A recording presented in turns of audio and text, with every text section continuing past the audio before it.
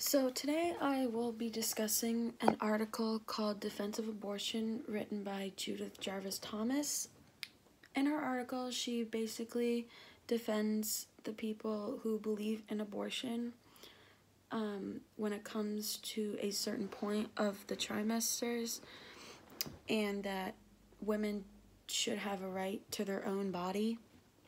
In her article, she says that the people that do not believe in abortion say that a child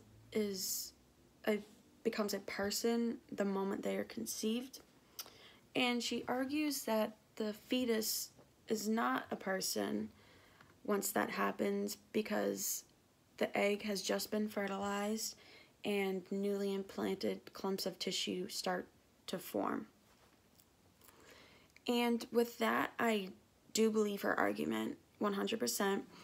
Coming from a science major, once the egg is fertilized, there are no organs, the face hasn't been developed, the limbs haven't even formed as well. So with that, I really do believe that the child is not a human being yet. She kind of explains it in a way where you have an acorn and an oak tree. Those are two completely different things. So once an acorn falls to the ground, it has to be fertilized, it takes time, and then it grows into an oak tree. It just doesn't happen like that. So when it comes to extreme cases, for people who believe an abortion is morally wrong, say that if a girl or woman was raped, they still have to keep the baby because sometimes they will let it slide because it wasn't the woman's choice. But they say that the right to life should not be the question of whether you were the product of rape or not.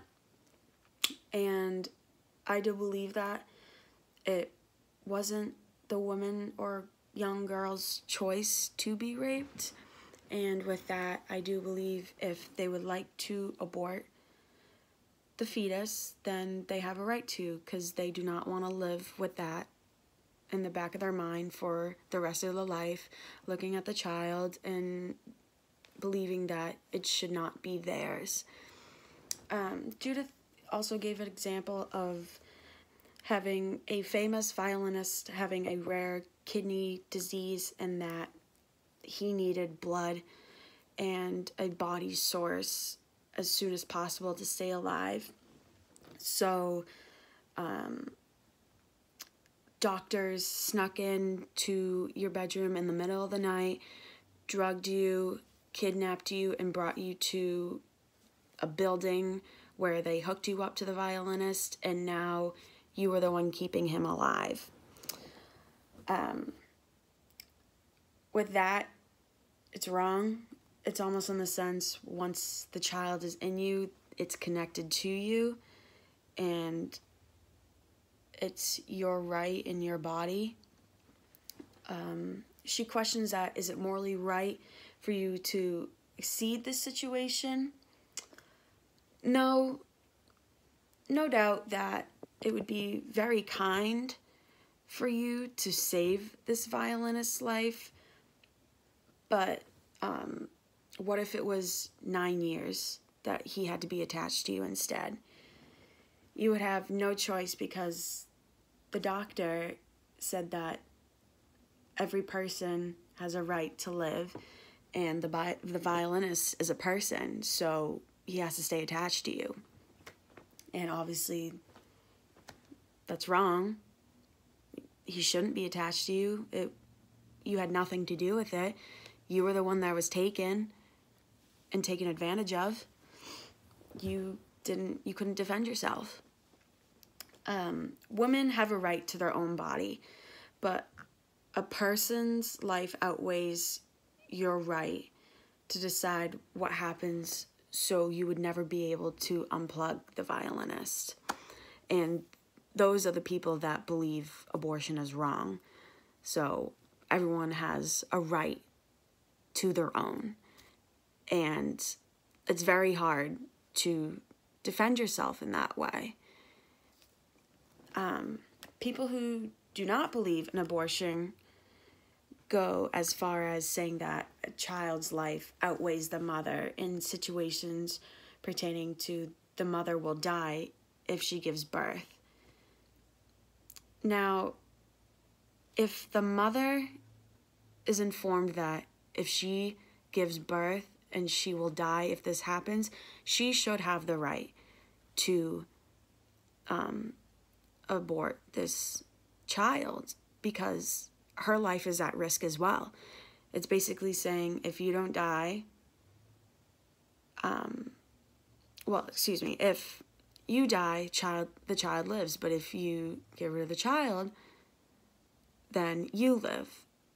So I think it's a lose-lose argument, honestly, for people that don't believe in abortion. People who believe this treat life as unproblematic, is what Judith said. And it's true.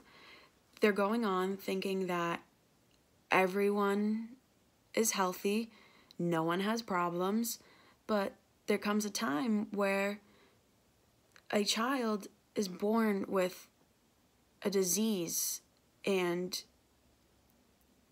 you don't want them to live with that for the rest of their lives. So in that case, you should be able to make a decision, as hard as it is, to not get rid of, but just to let go of the child, and believe that if they could either live life with this huge weight on their shoulder, thinking they're never going to get through and they're always going to have surgeries and medications, or you can abort the child and not have them go through that mess and hard times and bullying and all of those things. She argues that abortion is not being impermissible, but she doesn't argue that it's always permissible. So with that, she's saying